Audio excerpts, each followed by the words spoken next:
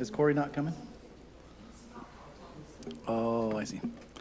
Okay, let's go ahead and get going. We got a lot to cover in a short amount of time, so we'll get started. That's okay. We don't have a invocation or a pledge at the beginning of this, so I assume we just get going, right?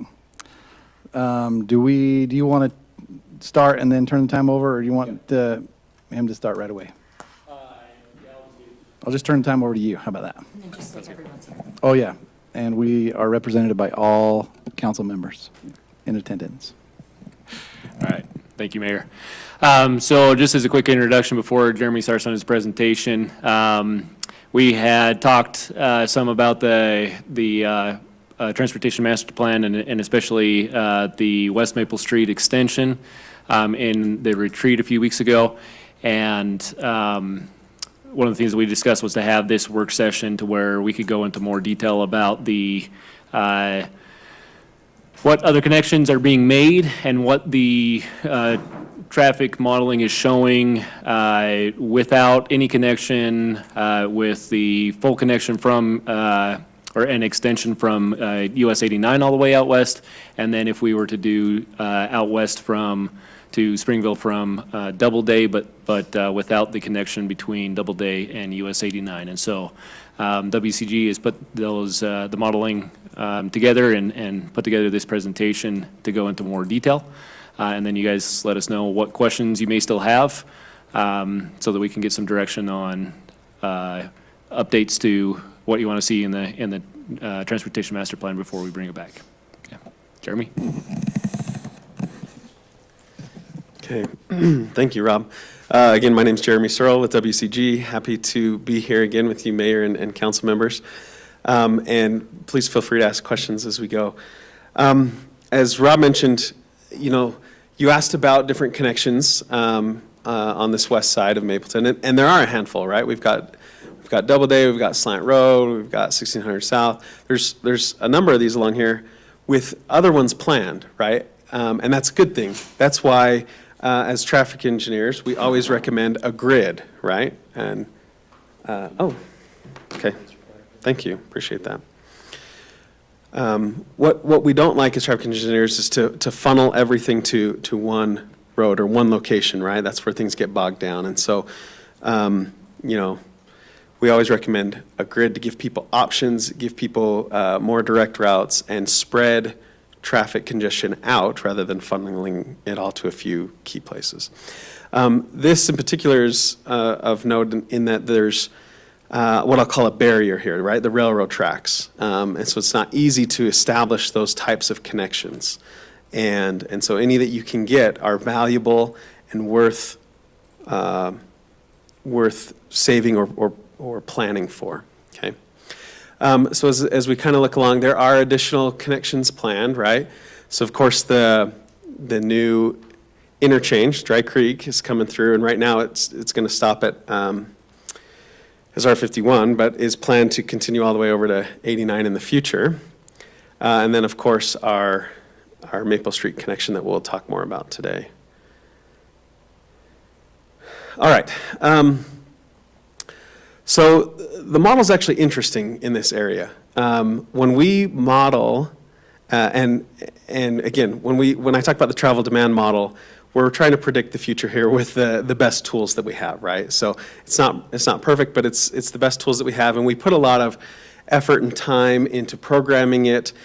We put in tons of data in here, socioeconomic data. So, where do people live? Where do they work? What's the population growth? What kind of densities and new things will we see in the future? Where are the jobs going to be?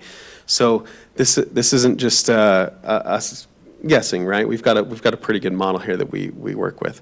But it is interesting here. So what this projects, if we have the Maple Street connection through, is 8,000 coming in from kind of the Spanish Fork, Springville area to the west. And then as it hits here, it kind of spreads in different directions, right? Some continue straight onto Maple Street, some goes around Sunrise Ranch, and then down Doubleday. And so you kind of see a little drop in the volumes as it continues through, and then it hits the signal there. So about 4,000 cars a day through there. If that intersection, or excuse me, that connection is not there, what we see is, those cars kind of get dispersed. Some don't even use the Maple Street connection, right? They'll come all the way down and hit Slant Road and come up. Or most of them will come across and then hit Sunrise Ranch Drive and head over to 89 that way. Okay, and so this slide kind of shows the differences in volumes. And so you see kind of that biggest difference up here. That's where you see the biggest increase as people come across Maple Street. Sorry.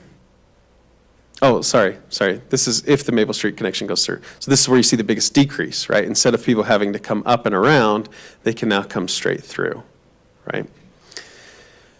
So I'm going to pause there for a second. Does that kind of make sense? Are you suggesting that the double day does not decrease? The model doesn't show a huge one there because the out of direction travel is kind of a lot, right? So what happens is you have to go straight down Doubleday and then double back, coming up Slant Road to 89. And so it's a lot of out of direction travel. And so it kind of directs people up Sunrise Ranch. Now, do I think people will use it? Yes. I do think you'll see an increase on Doubleday, but I'm just showing you what the model is projecting. Can you show these numbers again? And I can't, I know, it's hard to see, huh? it's okay. Can you flip to the other screen without the Maple? This one here? So Sunrise Ranch goes from, if I'm seeing it correctly, 2,000 to 7,000? No, it actually goes from 5 to 7. So the 2 that you saw was the difference, the change in volumes. So yeah. So if Maple Street doesn't go through, then it goes up by 2,000 cars a day. Yeah. Increase, that's okay. Yeah. Yep. And I would also anticipate, like I said, an increase on Doubleday. The model doesn't show it just because of the out of direction travel, but I still think some will do that. Not as many as it'll take Sunrise Ranch. Jeremy, if I could interject real quick, it's part of the thing too, because I just looked up these numbers. I looked at the traffic impact studies from some of these communities that are right here, and a lot of the reason why you don't see as much difference as you would otherwise think is, for example, Sunrise Ranch itself is estimated to when it's built out will produce 4,000 trips a day, within itself. 2,000, a little over 2,000, so it's a little over 4,000. I think the projection was 4,200, a little over 2,000 from Mapleton Grove, and then I think it was about 5,000 from Harvest Park. And so, yeah, some of those are just internally, they're just, they're going to be using that road anyways. Now they're, coming on to Doubleday and maybe heading south instead of coming on to Doubleday and heading north. And so, where you're looking at kind of longer stretches of road, it's gonna, a lot of that is just a matter of what is that neighborhood, once they get onto Doubleday, which way are they turning? It depends on which way, I guess, what options we give them, so. Yeah. Can I ask a question that isn't, we don't need to spend a lot of time on this, but it's just a broader context in terms of a timeline. This is projected at, what was your time frame? Great. Yeah, these are future 2050 volumes. So we're looking 25 years out. Okay, 25 years out for Yeah. these volumes. I am curious, in the shorter term, Rob, and again, I don't want to spend a lot of time on this, there was a lot of chatter last fall. I spent a little bit of time in that neighborhood on a light right there by the church. Is there, I don't want to spend a lot of time on it, but I think that's part of the overall conversation as well. So Jeremy's gonna touch on this. Yeah. UDOT right now, based off of the spacing, that it is too close to 800 north for their spacing. That's the initial feedback that I got. Oh, Then I've talked to UDOT and I said, there's lots of places where you have signals that are closer than the overall spacing. And so, I mean, if you look from the average spacing from, even just from the next slide over of what it's going to be in the future. Anyways, I've gotten some positive feedback of we could still get a signal there, and I've gotten, the initial one was negative, the second one is positive. Jeremy's worked a lot more with UDOT, and there have been a lot more sticklers lately, and so I'm hoping, and based off the latest feedback, that it was generally positive of, yeah, we think we can make that work. but that's a toss-up, But really, at this yeah, point. based off of Jeremy, Jeremy does a lot of work with UDOT, and it's definitely not a guarantee. I would call it a toss-up. It does not meet their standards, and that will be the first thing that they tell you, right? Is it doesn't meet our standards. And our standards, like distance from other lights and volume? Correct, Okay. correct. So on this road at 89, they have dictated a spacing of a half mile in between signals. And you're getting a new one at what's the one right above? this? 800. 800. And so the next one down would be Slant Road or Maple Maple. Street, right? So that's the natural spacing and what they want, which is one reason why this Maple Street extension works so nicely, is it hits right where they want that to be. Now, could you get one at Sunrise Ranch? Possibly, right? As Rob said, there's lots of examples where UDOT has violated that spacing, right, and done it otherwise. But you will have to, I'm going to say, exert a little political influence on them to help convince them to do that. And so it'll take a little effort. It's not as straightforward as the other It's two not as sites that they've simple as asked. straightforward. It's not on the corridor agreement, okay? So there is an agreement between the city and UDOT that, Not there. correct, it's not there. So to specify, it was a 400 north, but because of getting across, how we got past the church and across the Dry Creek Hollow, it was moved up to more 500 north, Oh, right there at 'cause the. it didn't And now totally they're saying, line up. well, if it was 400 north, you would have it, but now that it's further north and doesn't meet our spacing anymore, that's where the question arises, yeah. And the pushback in their initial saying, yeah, that doesn't meet our spacing anymore. Yeah, so there's, anyway, There's still a chance, but it would require some arm twisting. exactly. Yeah, okay. Yep, Is it okay if you go back to the very first slide? sure. So showing all the connections into Mapleton, not where Highway 6 comes into 89, but the one above that, it shows the T. Now, I think that's closed right now, but that's not going to be opened up, right? And I just want to make sure that the modeling. Correct, yeah, that one got closed and Okay. it will not. Just want to make sure that the modeling isn't based on that being open. But, No, yeah, no, it's closed, and that was taken out. There's a little gap there, it's kind of hard to see, but there is a, Right.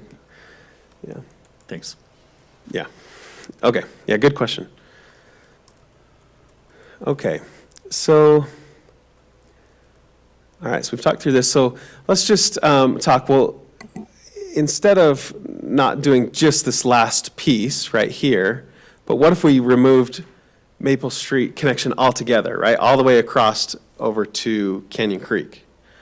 Because, we've kind of focused on the last piece, right, into Mapleton, but this road is planned to extend all the way over to Canyon Creek, right?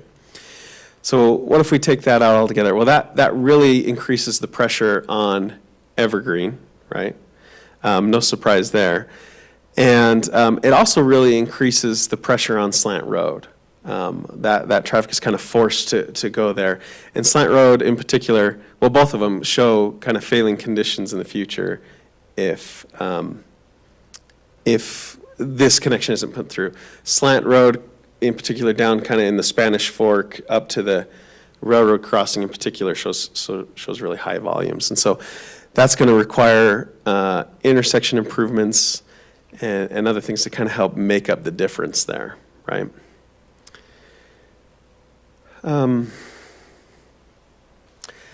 So now let's talk, okay, let's assume this road extends over to Canyon Creek but stops at Doubleday, okay? One of the immediate increases is that traffic on Sunrise Ranch, right? We anticipate that will pick up the bulk of the traffic. It's going to come down, come around that, and hit this intersection here at 89. We've talked a little bit about the possibility of a signal there. Again, that's going to take some coordination with UDOT to really make that happen because it doesn't meet their standards. One of the things we just wanted to point out, when we went out and did our public engagement, there were a lot of comments. In fact, Ian tabulated them. He said 30% of the public comment that we received mentioned this intersection and how difficult it is to turn left out of there. So we would be, of course, making that even worse, right, in the future if that were the case. In theory, though, the light farther ahead will add some sense of control, right? I mean, even though it's. You mean a little further- up the road, you're saying? Yeah, so there will be a time when things are stopped coming south that maybe will alleviate that. I mean, in Yeah. the world, that's how it works. Potentially, like it can create gaps when the signal up above has a red light, but then you still have traffic coming from the other way that's open. Plus, you get a lot of turning movements that go on there. So, yes, in theory, that should It's create not some gaps, but it's, Perfect, but it will yeah, help. it helps a little, right? I get what you're saying. Okay. So, just some thoughts on on why we may consider extending Maple Street past Doubleday, right? And just as a reminder, this was on the Transportation Master Plan before. This wasn't some new idea we cooked up. It was on there before, and as we looked at that, we said, yeah, this is a good idea. This creates benefit. We'll keep that on the plan. And so let's talk about why we wanted to do that. So of course we've talked a lot about Sunrise Ranch, right? This helps alleviate traffic there. It does provide a direct connection from Mapleton out to the west, and in particular, kind of a key connection. It goes right over to the hospital, right? And so that's good for multiple reasons, right? Safety and emergency response. If you have to go clear up and around to get to these homes or to get to the hospital in case of an emergency, that can make a major difference in someone's emergency situation. We've talked about the signal situation, right? There is one planned, or is one existing there at Maple Street, and that fits UDOT standards, so that's nice. My understanding is that there is potential development planned on the very end of where Maple Street hits Doubleday, and so there is already at least potential for a future road or access there. Maybe Rob can comment on that. Yeah, we've had several people approach us looking at buying that property, basically asking what the potential is, and that's where we need to know if this street is going through to kind of give, to know what the feedback to give them is. Right. So Based on the zoning, there's 3 or 4 houses that could be put in there? Based off of the zoning and the, Yeah, the current zoning's Oh. 2 acre. Yeah. The general plan shows it as 3rd acre, but the topography makes it really difficult. Most people who have come to us have been looking at 1 or 2 houses on it. Okay. And then just big picture, right? One of the nice things about this is Maple Street is one of the, I guess, key roadways through the city that runs east-west, right? And having that continue over the railroad tracks and in all the way to Canyon Creek, that provides a really key kind of collector roadway that runs east-west through the city. And those are the type of things, as we do a transportation master plan, that we want to preserve, right? And help build out that grid system so that people have options to get both east-west, north-south, where they want to go. So I'll pause for a second there. Any questions or thoughts on that?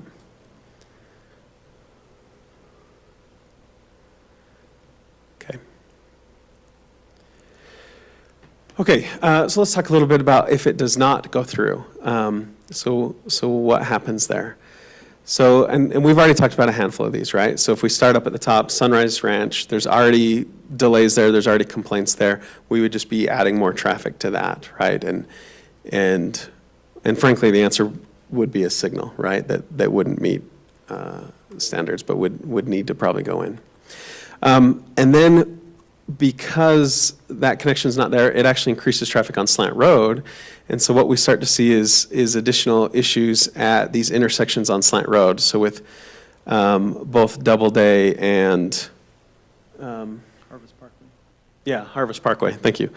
Harvest Parkway, we see increased traffic volumes there, right? And so then you start having to think, well, if we can't make turns at those intersections, we probably need to make some improvements there. Maybe we look at a roundabout, or we look at, potential signal or other things to try and make it easier for those intersections to operate well at good levels of service. So again, you can kind of spread that traffic out on different routes, or you kind of tend to funnel it a couple ways. You funnel it to Slant Road, Evergreen, and Sunrise Ranch. And so you start to have to see improvements at those locations. And then, as I've talked with Rob, I guess if we just want to make one last point, and maybe Rob can explain this better than I, since he knows the history. But my understanding is, in the past, when this was originally planned, this was kind of talked about with the adjacent cities, right, with Spanish Fork, with Springville, to say, hey, let's develop a plan here to accommodate this traffic. And I don't know if you want to elaborate on that, but yeah. Yeah, so based off of the information that we have on the past, and I think Sean was, right, you were a part of this when you started in 2013 or so, that these discussions were happening because of proposed annexations. Well, it was because of continuation of build-out of Harvest Park, the proposed annexation and concept plan that was coming in for Mapleton Grove, and then knowing that something was going to happen. I don't know that we had I don't think we had the exact proposal of what Sunrise Ranch was going to look like, but we knew something was going to happen there in the future. And so there was a lot of discussion and saying, well, that's, again, looking at their transportation plans in terms of when those discussions would have started. Again, Sunrise Ranch wasn't done, so that was 4,200 is what it shows, about 4,200 cars a day, traffic generation. Mapleton Grove, a little over 2,000. And then what was left in Harvest Park would have been about 2,000 cars a day left. And so it was just looking at it and saying, okay, you know, there's already this kind of barrier with the railroads, and there's plans that we need to move forward on. What is this going to look like in the future, especially where we're connecting the Sunrise Ranch neighborhood into the existing into an existing Springville neighborhood, as you'll see kind of up there on the upper left of this map. And so those discussions were happening, and that's where the kind of final proposal of how Slanton Road was going to tie over, it's my understanding that how Slanton Road was going to tie over into Spanish Fork Parkway. And that, in fact, there was even an agreement of there would need to be either some connection, or if it couldn't be made before Sunrise Ranch happened, then basically we couldn't connect to Springville until the very end. But the plan was to have some additional connection, and what we had shown on our plan was here on Maple Street, and that's what everything out here was built based off of. And so that's kind of been some of the feedback, as you'll recall, that I've given in the past, is it's difficult to go. One of the questions that I've gotten from a lot of residents is, why can't we just go back to Spanish Fork and say, do some more improvements on Spanish Fork Parkway and Slanton Road intersection, or go back to Springville and say, yeah, we're not making that connection, so just do more improvements on Evergreen Road. Again, this was all agreed to. We built out, you know, they were like, hey, we see a potential issue here. This was all agreed to, and now that we've built out everything, to go back and say, but we're not going to do the connection, I just don't think is the right answer. So it's just, this has been part of not just a general plan, but the adjacent cities have been counting on it. I know Springville at least would have liked this to have already happened, but understanding because of the railroad corridor consolidation, understanding why it hasn't happened yet. That's why that agreement basically allowed for, you got to wait until the end if you can't get it done beforehand. But yeah, this is based off of not only, it's a need not only for, it's a need not just for the rest of Mapleton. It is a lot of what was agreed to, and why this was part of the plan in the first place is because of how this area built out. So, Rob, there were a few concerns brought up in the meeting about residents not knowing that it was going to go through, and then after the meeting, we looked into when it was added to the transportation plan, and there was some confusion on that. I don't know if you wanted to kind of walk through that timeline again. And that confusion was because of what I said. I was wrong. 2010 was the only time that it was not included on the plan, and that's the date that I kept throwing out. Mm-hmm. So 2007, based off of what I found in my archives, and then looking back through since 2000, I think 9 we have, or 2011, somewhere around that time frame, we have all the notes from city council meetings. But in 2007, there was a plan, and it showed we had not annexed the Mapleton Grove or Sunrise Ranch area, and so our boundary was just behind the South Hollow neighborhood. But it did show Maple Street connecting north of there over to basically the edge of where Mapleton was at that time in 2007. 2010, the Maple Street extension was taken off from the master plan, These discussions started in 2013, and then in 2015 is when it was officially added back onto as an amendment to the 2010 master plan. And that's where my misunderstanding was, right? I've only been here for 3 years. I was misunderstanding that that was the original plan. It was an amendment, a 2015 amendment to the 2010 plan. And then there was another revision made to the map in, we call it 2021. It was actually approved in January of 2022, but in January 2022, the map was updated, and again, it was shown the connection all the way from 89 west into Springville. So 2007. So 2007 is as old of a transportation master plan as I can find in my files, and it did show a connection north of South Hollow We're to going the on west. 20 years that this region, these three cities have been planning around that connection. Nearly 20 years. Yes, Okay. from what I can see, yes. I think what Rob and I have looked at a lot too is, obviously, if you had no barriers, taking Maple Street through makes a lot of sense. But when you look at that section, and if you want to go back to those traffic counts, I think that's what the council should really focus on is the return on investment to build that section worth the benefit that it provides. Was there, in the meeting we had, there was a lot of comments about a 99-year easement, a conservation district. I don't know if there was more research done on that, and if that affects any of the decision-making here, or? No, the easement, the city is the holder of the easement. And there are stipulations on road improvements, but that's for the property owner, not necessarily for the city. There'll be things we'll have to do to amend that or to go through that process, but it's just one more step in the process. Yeah. And if y'all want to review, either I can send it to you, or it's on the county website. If you look at any of the properties in South, or just the property that's on, it's recorded on there. So it was recorded with the plat, so it shows up on all those properties, but it is to the city. I think there was some misunderstanding that it was a 99-year lease Okay. to the homeowners. It's not. It's a granted to the city. To put in the roundabouts at Doubleday and Sunrise Ranch where it meets, if we didn't extend it, would we need to buy some property? And I don't know if any homes would be affected by putting a roundabout right there. Sorry, here, right.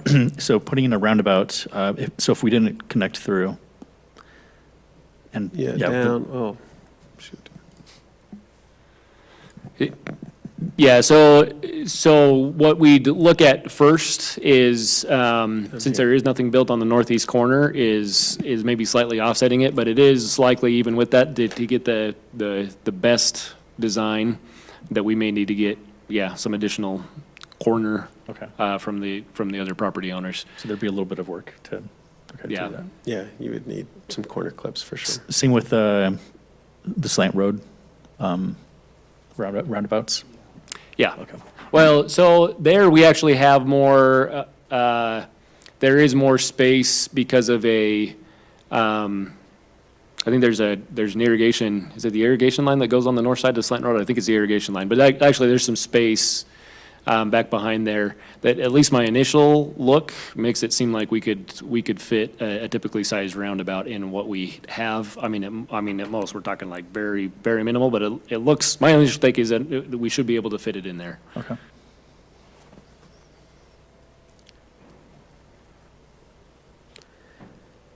Jeremy, if you go to the impact on Sunrise Ranch Drive, Yeah. the traffic counts, what does a 7,000 car a day road look like? Is there a good comparison for the council to kind of envision what that, or maybe Rob has a good estimate for Mapleton? I think we're getting close to there, on the north end of, coming up out of Springville on Main Street. I think would probably be the closest. I can't remember. I think that one's 7 or 8 in the future, but I think we're already at like 6, so we're approaching. At least based off of our counts, I think we're approaching that, just coming in. People start to turn immediately, but that would probably be the closest one here in Kind of a Mapleton. good gauge of what it might look like. And that's a 3-lane road currently, and it handles the traffic just fine, right? Yep. Yeah, so that's another one that, Mayor, you were there, and Casey, I think, right, with one of the residents here on Maple Street. That is one of the concerns, just to give the rest of the council that feedback is showing it as we created, with this transportation master plan, our typical section for a collector road is 42 feet of asphalt, 46 feet of right-of-way from back of curb to back of curb, but 42 feet of asphalt. And there's several roads that we've got in the city that are already wider than that. And so we created this major collector to kind of say, okay, there's some of these that don't fit our typical section. And so that was one of the requests from one of these neighbors, is if we do need to connect it west, can we just have it be a regular collector instead of a major collector? It's what I mentioned, and Jeremy and I talked about it after, and we're generally kind of in the same consensus, is that if you're looking at 5,000 or 6,000 cars a day, I mean, that's regularly handled by two-lane roads, two-lane collectors all the time.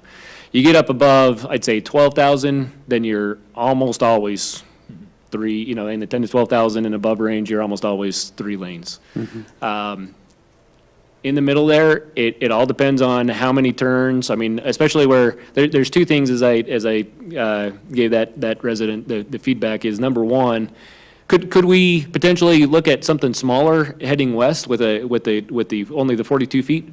Maybe just for our section, especially where it's just going over the railroad. But we don't know exactly what the turn-offs into our park are going to look like.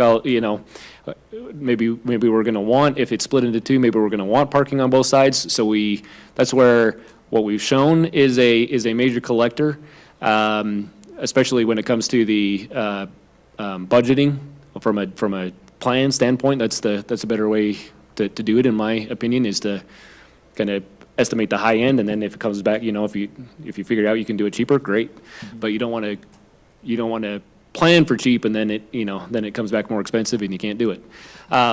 But especially on his, I mean, his is 52 feet of pavement right now, and so the feedback that I gave him is no matter what we show, what the pavement that he has enough to do as either a 2 or a 3, and honestly, even if we showed this as a regular collector, if based off of the number of turning movements, if we were to connect this through, and it did get 8,000 cars a day, and it was creating a hazard or a backup because of people needing to turn in and make left-hand turns, we would stripe this as a 3, one way or the other. No matter what we show on here, we can stripe his section as a 2 or a 3, and so my feedback is it's better to show it as a major collector, because we may or may not need that, but we may at that volume. We may need that, so we should plan on that until we determine otherwise. Yeah. What other questions do the council have? We got, Do you have a current traffic count on those roads?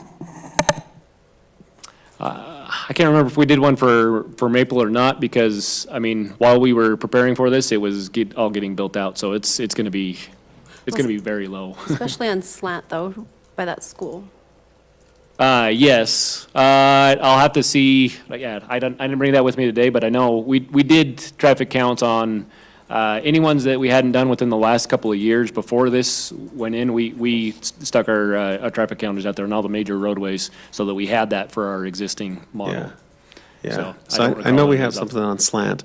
I mean, this portion of Maple, I don't think we counted because it's just short. It doesn't go anywhere, right? There's just a handful of houses here. I do And then think- on the east side of Maple, Actually, down here on the south end, though, Slant is probably one that we're probably in the range of 8,000. I don't, maybe 6 and it may be 10. yeah. It's probably but somewhere in that Somewhere in range. that 5 to 8 range, I think, Yeah. is about where Slant is. Yeah. Yeah. And it stays around there on on the model, right? It doesn't go much more. If this doesn't go through, then Slant increases quite a bit. Yeah. If Maple Street to the west goes through, that helps spread that traffic out on both of those roads. If Maple Street's not there, Slant picks up more. Yeah. It does go up to, I think, because I was just looking at it today, I think we show that even in the future, even with the connection west, it does go up to 11 by the time you get to the south end, right? And it varies where you're going, because some of the ones in and out of there are going into, turning off into Harvest Parkway or turning off into Mapleton Right. Grove. So, but I think that the south end, as you enter Spanish, I think is 11,000, is projected 11,000, even with the connection going west. Yeah, and even higher than that if it's not in. And like 15, I think think it's 15 or 16 if yeah. it's not, so. Yeah. So going back to the roundabout idea at Maple and Doubleday, even if we do not recommend or do not put in that highway to the Doubleday section, are you still recommending a roundabout right there? So if this connection goes in, then we don't have as many turning movements here. And so what we would recommend is that Maple Street be a through street, meaning you don't have to stop here. And then Doubleday would have a stop sign northbound and southbound. And we feel like that would handle that. If this connection does not go through, then what happens is everybody has to turn here. And with those increase in volumes, that's where you start to see a need for a different type of intersection, Which is a roundabout. which could be a roundabout, yeah. And if homes go in there to the east of that, then it would be a four exit roundabout. Correct. And roundabouts are considered traffic calming measures, right? They are, yeah. So there's a lot of benefits to them. They're a little more expensive to construct initially, but once you put them in, yes, they calm traffic. They are safer than typical intersections. You get fewer crashes, and the crashes you do get are much less severe because they're these obtuse angles, right? They're kind of fender benders instead of angle T-bone type crashes. So, yeah, traffic calming, aesthetics, they keep traffic circulating. So there's a lot of benefits to roundabouts. There were several questions that night about what other improvements are being recommended for other roads in town. And I was curious about, too, 1600 South and 2400 South. Or do we know, and maybe that's a Rob question, but are we recommending as part of the transportation plan to make some significant improvements to those roads as well to handle traffic? Is 2400 your street? Yeah. Yeah. Yeah. So both of them on 1600 South, the unimproved sections would be our collector road, our 42 feet of pavement. And there are, 1600 South, I guess, already has it, and 2400 South, it shows in the future that it's on the corridor plan with UDOT to have that be a signalized intersection as well. So going west, it would be a collector road also. Okay. But neither one would be a major collector? We don't show that the volumes, I think, on both of those are in the, I'm trying to remember, 5,000 or 6,000 range, if I'm recalling correctly. So those do not show. And even if it was, that's where, even if it was more like 7 or 8, where those sections going west may be up in that range, but they don't have homes facing them. They don't have a lot of turning movements. So, and I guess that the bigger thing too is that part of what the overall width takes into account would be if we need parking. And so we could stripe 3 lanes on a 42-foot wide section pretty easily, even with bike lanes, 5-foot bike lanes on the side, if we don't have to have parking. And so those sections wouldn't have homes facing them. We could take off the parking if it needed to be both bike lanes and a 3-lane stripe section. This one is more, we're showing it because we don't know exactly what's going on to the west, and it already is 52 feet wide. We may need, to keep parking and have a 3-lane section, and that's a wider pavement.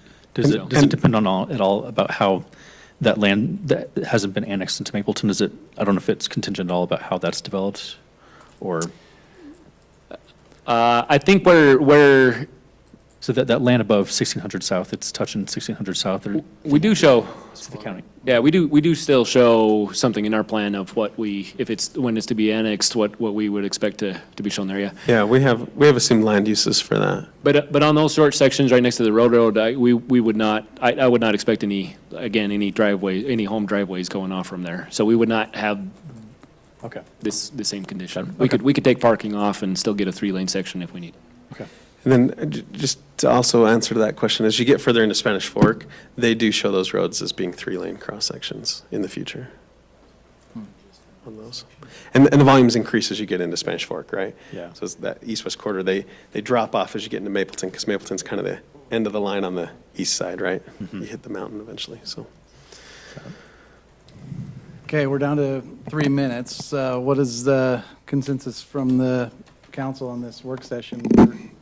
The plan is to bring this back to the council on the 18th for consideration and potential vote. So do we give direction? You guys are asking for direction on what we want the plan to look like on the 18th, right? Exactly, this is your plan, we want it, fit your needs, so you tell us what we need to do. Yeah, no, there's no, official vote, but if there's some general consensus on what you want shown for West Maple Street, then we can make sure that's what the plan shows before we bring it back to you to have an official vote. I'd vote for not connecting the two. I'm still in a position where I don't see the strong enough argument to make the full connection. But I just mentioned to Sean, something I would like to discover is how to connect Maple down to Doubleday and Slant and beyond, from Maple to Doubleday, to have a walkable bike and footpath to connect the trails system and walkable community ideas, to have the bike come down through there. I think there's some flexibility there. Not that it alleviates foot traffic, but if we're saying we're connecting to shopping or whatever, you might have some people willing that take advantage of biking and stuff, and it wouldn't have the same impact on the existing homeowners, but still create a cool opportunity. So I'd love to explore that. I haven't heard us talk about that before. Great but- idea. Yep.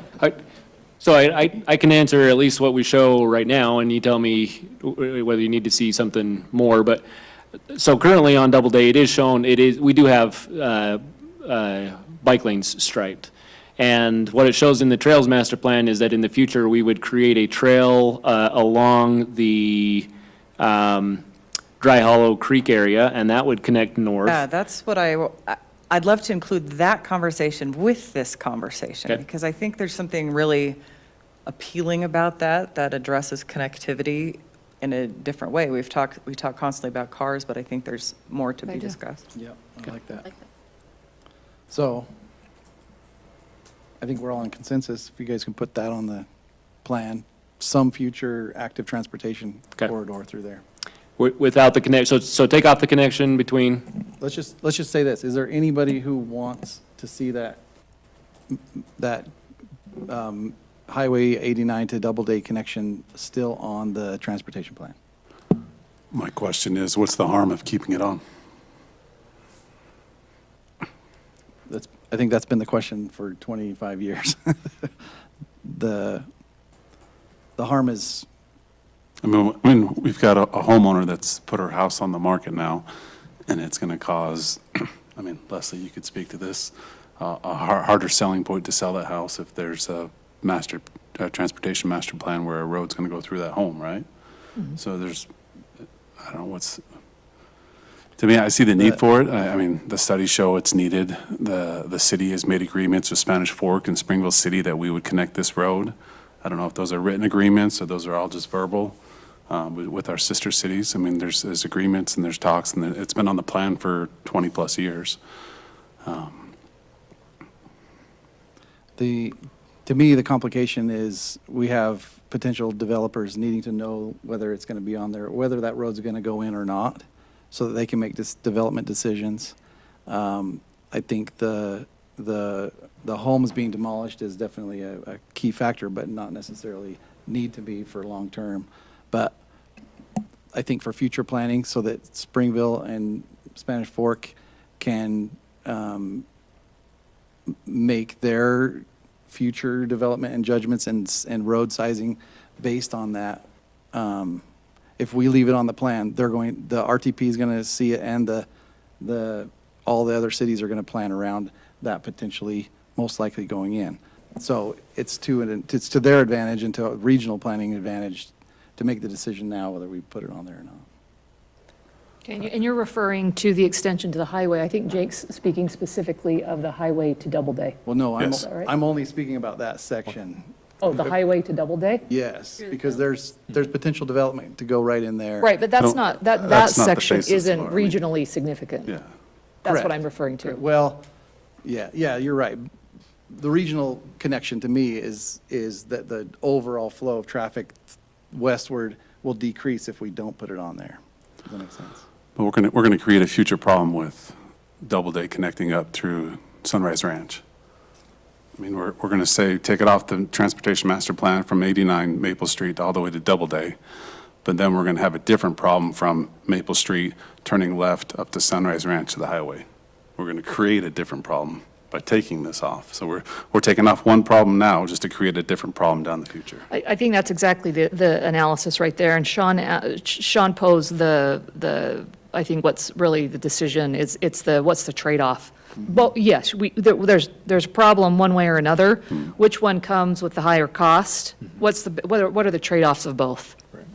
And I believe the situation is awful regardless, but, and I am frustrated about how we got into this place, but for us to solve it, I believe there are some other, there's no ideal to me on this one, but I believe we have some other solutions that alleviate some of the concerns you're expressing with widening, adding a third lane, doing the roundabouts.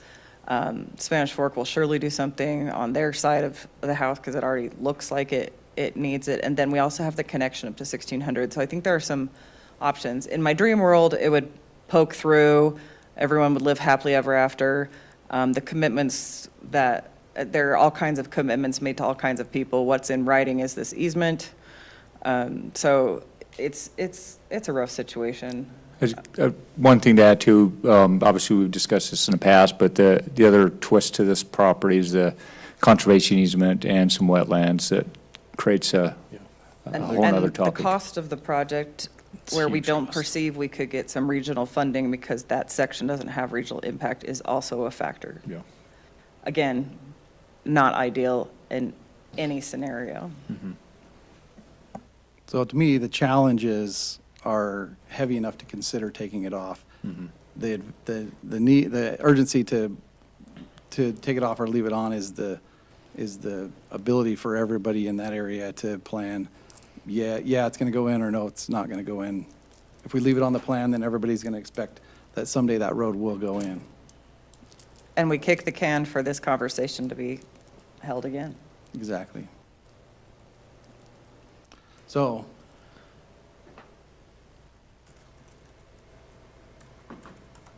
what guidance would we give Jeremy and Rob?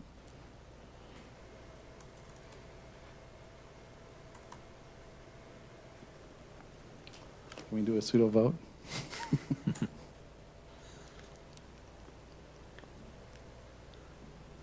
Well, I'm fine to take it off. so here's what I would propose, yeah. Here's what I would propose based off of the feedback is that we prepare a revised plan that takes this off, and then we'll take a look at what that would mean in terms of, do we revise something, or, do we need to show something more on or what do we need to show up more, I guess is a better way to say it. What do we need to show more on the active transportation than looking at the intersections and what improvements we need to do there? Right. Because if we do that, and that passes, right, that's it. And if you want to go back to, if that doesn't pass and there's some decision to more people want to keep it on there, we already have that plan. So you can just say, okay, instead of the new one, we're going to pass we'll have both. Is that an acceptable? I like that, I think but that's a can you be compromise. prepared to talk about all of the potential mitigation situations there as well, where the turn lanes at these different places or the widening at these, and so we can really see if we can mitigate for the loss of this, the roundabouts, all of that. Here's the ideal situation we could create if we don't do this section. I mean, we have the examples of it, but I think you'll have more data as you actually, build out the model.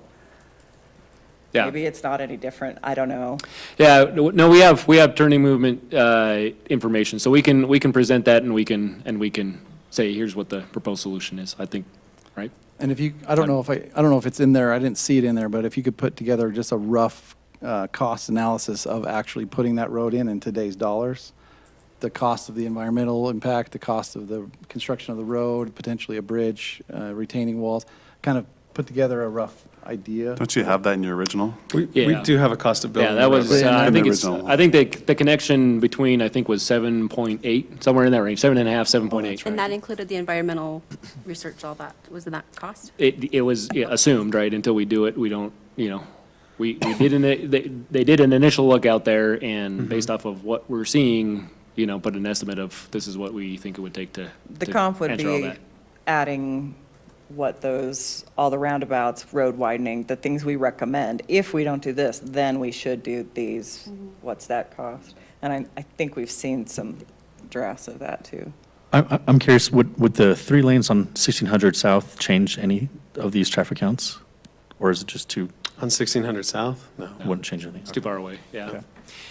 It's goes back to the same discussion on Slant Road. Slant Road is the one that it impacts it more, but even though Spanish Fork did a skinnier section than us, it allows for left turn, right turn, and receiving, right, from turning off from Spanish Fork Parkway. So it can be a 3-lane.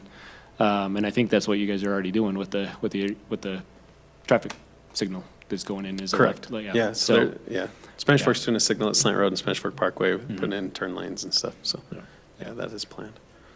So if we were to do it new, if we were to build it new, would we suggest this Spanish 4K? Maybe you want to make this wider? Yeah, we probably would, but it fits what what it needs to fit. So, What's the timeline on the Spanish Fork one? The signal? Yeah, So it's already designed. My understanding is it's going to be built this summer. cool. Yeah. Thanks. Okay, you guys have enough to come back on the 18th? yeah, we have enough to come back. I'll talk with Jeremy and make sure It's enough time. yeah, and then he can do it with enough time. Right. So, Okay, sounds good. we will bring it back. We will bring it back to you. If not on the 18th, we'll do it in I think, first one in April should be Yeah. fine, I think. Yeah, agreed. Okay. We'll talk. Thank Super. you. Thanks, Jeremy. Thank you. Thank you. Do we need a motion to close work session? Entertain a motion. I motion to close the work session. Second. I'll second it. We have a motion by Counselor Bott and second by Counselor Beck. I'm good either way. Well, we don't have to roll call that one. No. All in favor? Can do that? Yes. Yes. Aye. Yes. Okay. We will then go move right into our city council meeting unless you guys want to take a break. Okay? We're good. I don't know if anybody signed up, but if you might want to announce if they want to speak, they need to sign up. Yeah, that's what. Okay.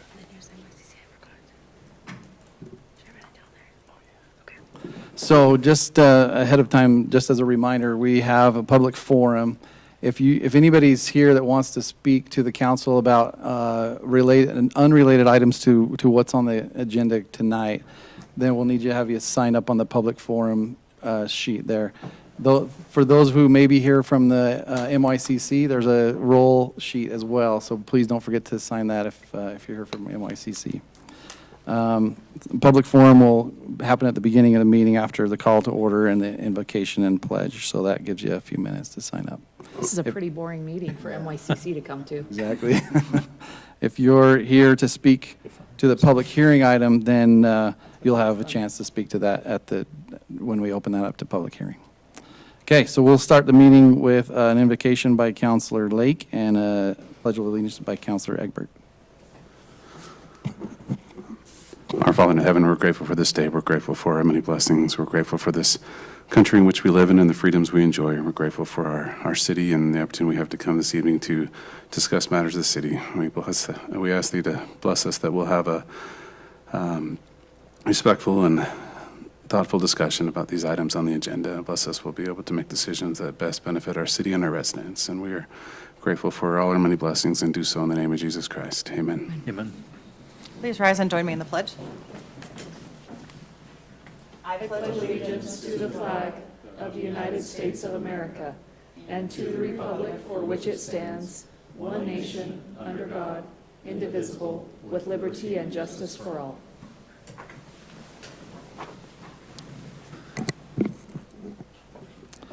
Okay, thank you, everybody. So first item is public forum. So at this point, we'll invite anyone who wants to come up. I didn't see anybody sign up, but if anybody wants to come speak to the council about, again, items that are not on the agenda, then now's your time. Okay. Seeing there's none, we'll close the public forum. Next on the agenda is the consent agenda. These items are items that are routine in nature and do not necessarily require discussion. So the council has the option to approve all the items within the consent agenda all at once with one motion. I am going to make a recommendation. There are some ties to item number 8, the consideration of a resolution adopting rules of order. There are some ties in that document that tie to Mapleton City Code Titles 1 and 2 that we're going to be talking about in the public hearing. I would recommend, because there's still, I think, some wording that we might need to change based on our decision on the public hearing item, that we pull that item from the consent agenda and continue it to a future date, unless there's any objections to that. I'll make the motion to approve the consent agenda with the exclusion of item 8 and continuing that to a future meeting. I second. Okay, we have a motion by Councilor Egbert and a second by Councilor Bott. Egbert, yes. Like, yes. But yes. Beck, yes. Jones, yes. Okay, it's unanimous. Thank you, everybody.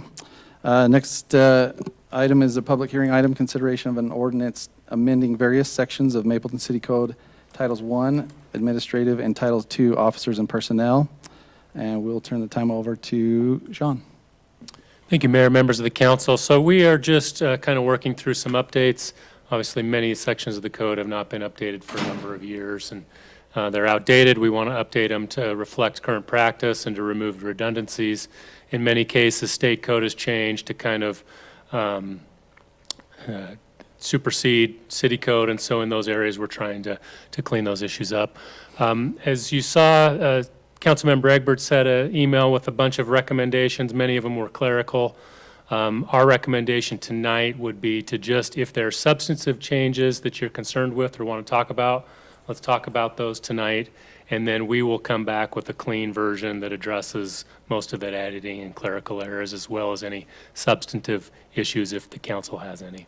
So that would be our recommendation. Open the public hearing and then have that discussion and then continue this as well to a future meeting. Okay, any questions or comments before we open it up? All right, then we'll officially open the public hearing to this item.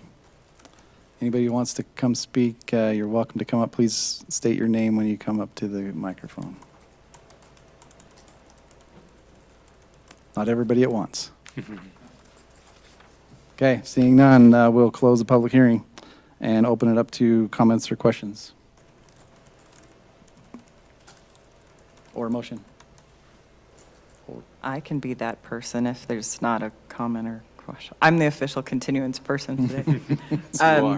I will make a motion to continue item number 10, contingent upon additional analysis. I'll second the motion. Okay, we have a motion to continue this item by Councilor Egbert and a second by Councilor Lake. Like, yes. But yes. Beck, yes. Jones, yes. Egbert, yes. Okay, unanimous to continue. Thank you, everyone. Let's just go quickly through administrative reports. Sean, you got anything? Just one item. You recall a few months ago, Mike Clark and Andy Ball approached the council. It was a discussion item, and they were looking at the possibility of trying to purchase density rather than acquire TDRs. They've now are moving forward with the request for a rezone using TDRs. It's going to the Planning Commission next week, so it'll come to the council probably in a couple of weeks or a month or so. That one is the property that is south of Triple Crown and kind of ties in with Mapleton Village and Twin Hollow. So that'll go to Planning Commission next Thursday, and then we'll bring it to the council. Good. Great. That's all I got. That's great. Okay, Jessica. Legislative session is almost over, and so we'll see by the end of the week what happens. I am happy about a couple things that died. It was a surprise to me that it died in the Senate committee, the requirement to have basically a poll worker sitting at our sitting at our drop box. So was glad to see that that was one. interesting. Pass out a House, and then the Senate committee killed it. So that's interesting. There's been a huge amount of revisions to the things related to property taxes. I don't know where that's going to land. And then there are some municipal election reforms that are going to have some impact about filing reports annually if you ever have any money left over. So historically, municipal candidates haven't had to just file until you're at a zero balance. Not a big deal. It's consistent with the state, so I support them on that. But there's quite a few things that have been killed, thankfully, and some things that are okay. So stay tuned for the end of the session. Okay, Jake? I won't steal all of Logan's thunder, but Parks and Rec's been busy. We've had a couple good meetings with the individuals we talked about in our work session with the ice rink, and I'll let Logan speak to that. And then we had a fun meeting with NICA on a bike park. Trails up on the, what's the name of that again? Slot Canyon, no, what's the canyon? Crowd Canyon. So I'll let Logan speak to that. And then Leslie and Corey and I met on power, and I won't steal Leslie's thunder either, so I'll let her speak. So I'll just take a back seat. But there's lots of things that's going on, and we've had a lot of meetings. Great, thanks, Jake. Melanie? I think we mentioned it last time that the Springville Mapleton Chamber had an awards event, and Terry Deo got Mapleton Citizen of the Year. And then also there's a new business, Maple Landing, that's having a grand opening tomorrow that everybody's invited to. So at noon, 12:30 is the ribbon cutting. I've been invited to speak, so you guys want to hear a riveting speech of that one, just come on over. That's all you have, Melanie? Yep. Okay, I just want to express my gratitude. Melanie and I have been working with MICC a lot the last few weeks to kind of set some structure to it, and we're going to meet with the current adult advisors tomorrow night and kind of work out still some more fine tuning of that, and hopefully get them turned loose to go ahead and carry out this year. There's some activities that are in city events that are coming up for fairly quick that they need to go ahead and start planning for. So thank you for your guys' input on that, and look for continued input over the next couple weeks. So I'm new to the Wage and Personnel Committee. So I was trying to think of like how to report about it or how to give updates, on a regular basis, and just wanted to say that I appreciate all the contributions made, for utilizing AI and pulling that into the conversation as we discuss personnel. So just, want to mention that we're doing the best we can to utilize the tools available to us to reduce the amount of taxes that we're using to fund our departments. That's all. Yesterday, Jake, Corey, and I met with UMPA over in Spanish Fork. The purpose of the meeting was to just initiate some conversations regarding the possibility of Mapleton distributing our own power. It was a good meeting. Nothing, it was just really established an understanding or an agreement that both parties have due diligence we both need to perform.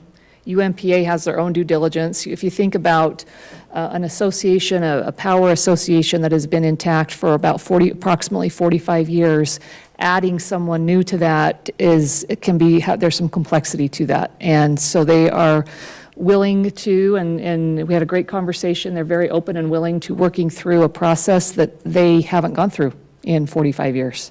So that for me was the big takeaway, is just knowing that they're interested and willing to go through this process with us, and then we decide if it's a good fit for them and if it's a good fit for us. And those decisions will be forthcoming at some point. So. Great, thanks, Leslie. Rob? All right. Well, so I just talked to Jeremy, so quick update from 5 minutes ago. So we are going to plan on bringing it back in April. It's a little too fast of a turnaround to both have them get it done and get it to y'all in time to review before you would be voting on it. So we'll plan on bringing that back in April. And in terms of the intersection improvements, what we'll probably do is, like some of them are going to be based off of turning movement. So what we'll probably do is include the costs, as long as everybody's okay with this, include the cost for the most, the highest potential cost, which is roundabouts. But really, it's going to be dependent on when we get closer and we see what the traffic, or what all the traffic counts are and stuff. We'll have to do a study at that point, because we don't want to spend, $1.5 million, $2 million if we don't have to. So we'll budget, or we'll put it in there to where we know that it's a possibility, but it's really going to be dependent, yeah. And then in terms of the work sessions, I think we are planning on, right, Corey, to do go back on the options on the roadway projects, give you the additional feedback that everybody was asking for from the retreat. So we'll do that next week, I think, or not next week, next council meeting before. Is that still the plan? Yeah. Okay.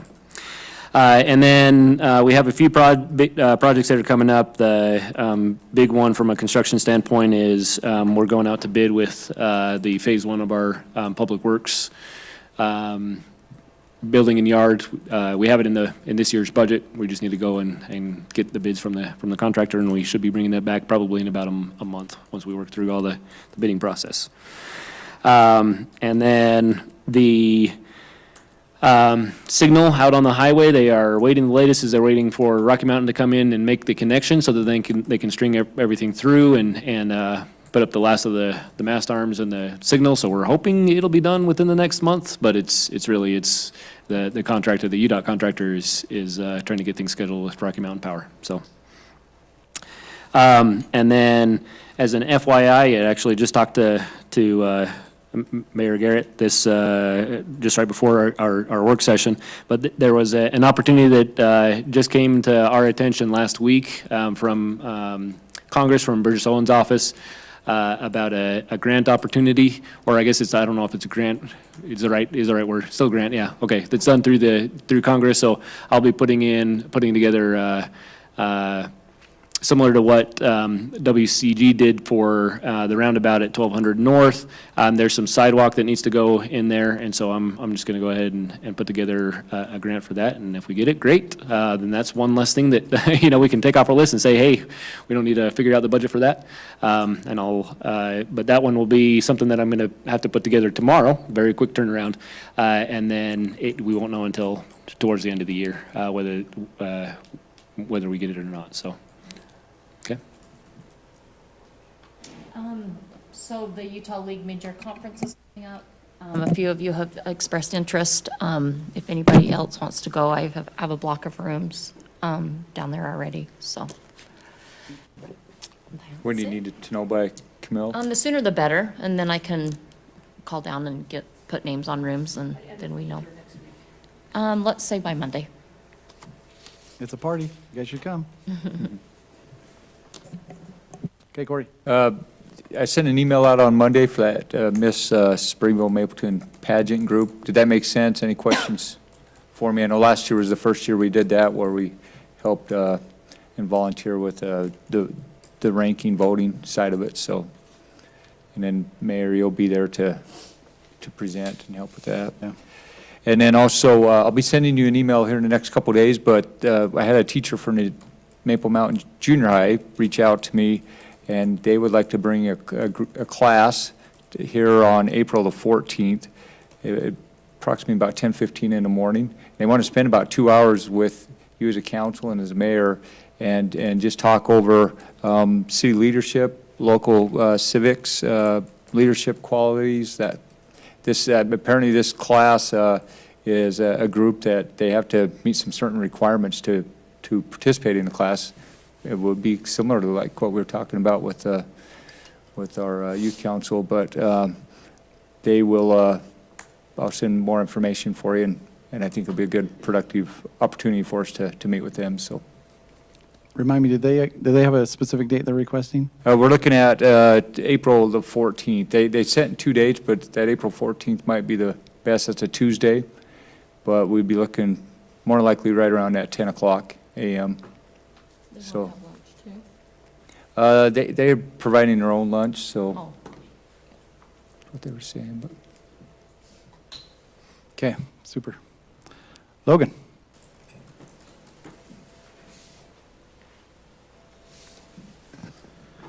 Just a couple dates. Splash of Colors on March 28th at Ira Allen. We are moving it over there due to the construction at City Park and not having enough time to establish that grass over there. I don't want to ruin the investment we just made. So that's why we've moved it to Ira Allen. It'll be from 12 to 2. and we'll build on the success of what we had last year. So excited for that one. Bike park, bids close next Thursday. We had our pre-bid meeting this last Tuesday, and we had about 50 contractors here, which is awesome. So You said I'm- 50, not 15. 50. Yep. So it was awesome. We had a virtual link as well as the in-person. What we found with the bike park contractor specifically is they're nationwide, and so there was a lot of requests for trying to accommodate those. I mean, there was people from back east, Midwest, pretty much all over the place. So it's really awesome. There's been a lot of good feedback, and we look forward to reviewing the bids next week. The process from there will be, once we've reviewed bids, we'll make sure and substantiate them and then bring those, the winning bid for award at our first meeting in April, barring that there's not any things in the bid contract and things that we, as staff will work through. But, and then last week, Mayor Garrett was able to sign our grant for the 1.5 million through the Utah Outdoor Rec initiative. So that's now officially signed and done. We got all the contracts done, so that's awesome. And then we have another grant that is due next Friday for $1 million, and we'll hear back on that one on April 30th or May 1st. So right now, we've got really good feedback on it, so I'm hopeful that we'll continue the good momentum. But and then similar to the outline that we went through in the retreat, we'll follow a very similar schedule. We did receive some feedback that we were a little antsy on our timeline on building the park. So we have extended our build time into November for substantial completion. Again, that was just based on some of the contractors saying you guys are out of your mind on trying to get it done. I just expressed we're excited to get it done. So, but I'll keep you informed on anything that comes with that. It is, as Jake mentioned, definitely a busy time. We're just wrapping up our hockey. It has been so fun to see. It's been awesome. We've had such good feedback and results with it. And we continue to have a lot of feedback come in, good and always there's things that we can do better. And so we look forward to improving on that. Into the spring, we've got our soccer, adult volleyball, track, pickleball, baseball, softball, t-ball, coach pitch. So a lot going on. Our staff's doing an awesome job keeping everybody apprised of that and finding coaches and volunteers, and so kudos to them.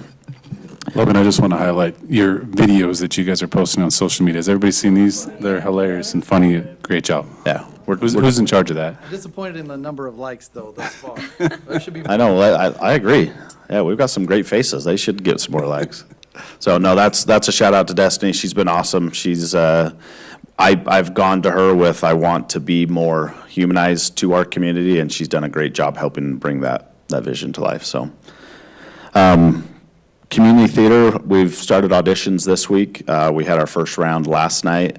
It was awesome. I was able to watch a couple on the front end, and just the variety of demographic of people that came, young, old, male, female, was awesome. So we ran out of audition slots and had to open up more, and we'll finish auditions tomorrow night, and then they'll do final callbacks on Saturday, and then rehearsals will start in April. Do you So have any idea how many of the people trying out are here in town?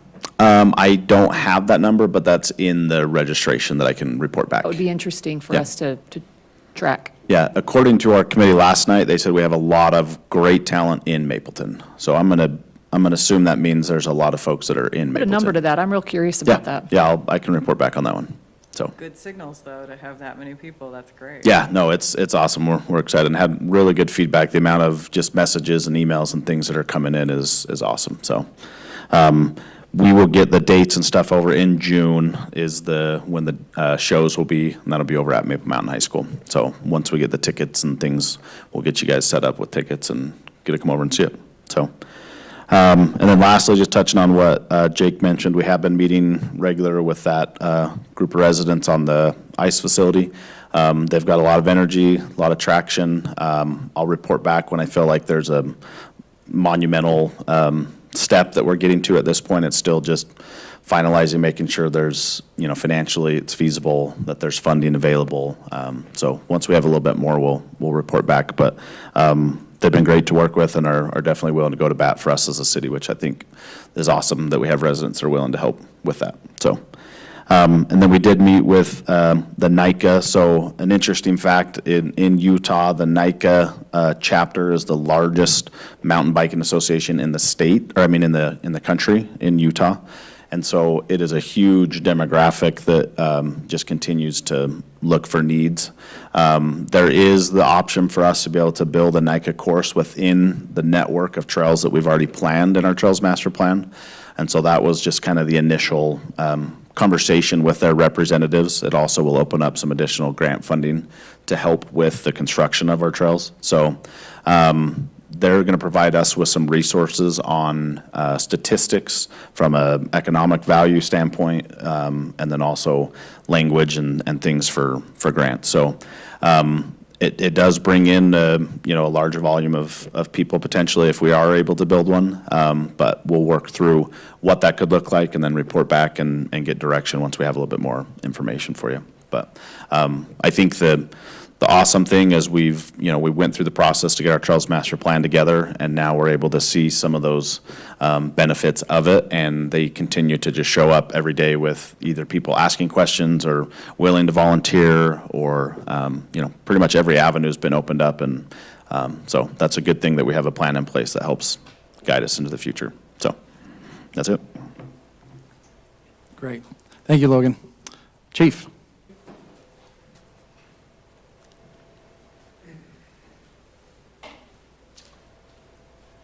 Just have two things real quick. I met with Rob about doing the traffic calming studies and stuff like that. We compared our devices, and we learned that mine are subscription-based and are pretty expensive and don't actually do as well as his. So Rob and I are going to work really closely together to continue doing the speed traffic calming studies.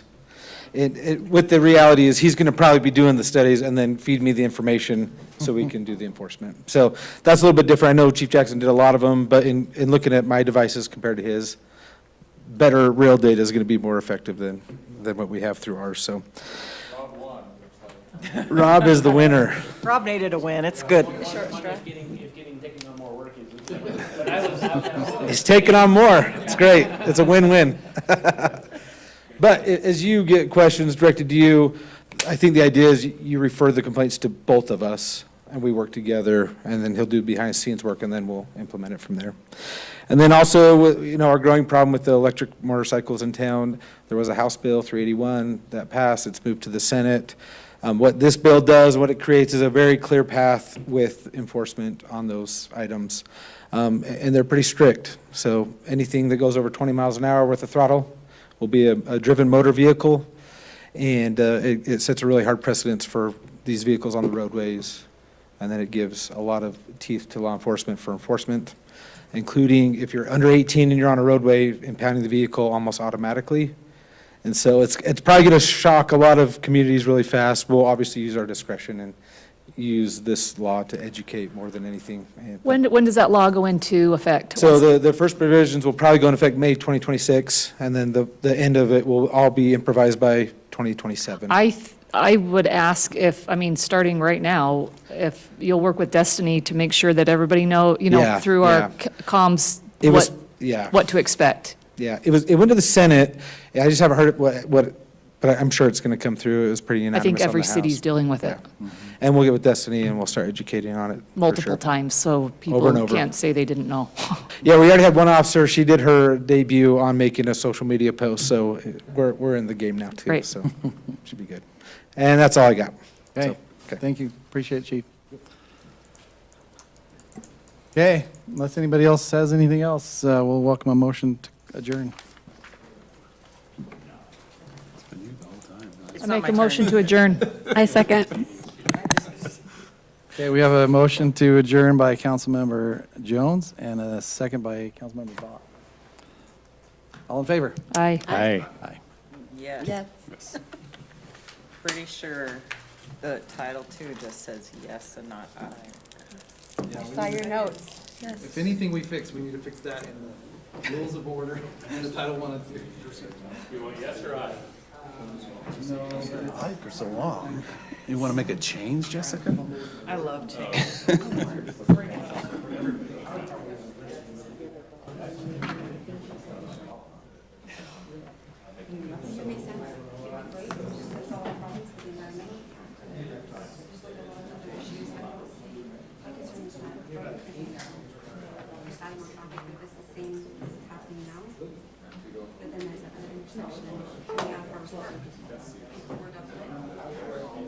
Oh, the one on the west side by the school? Yeah.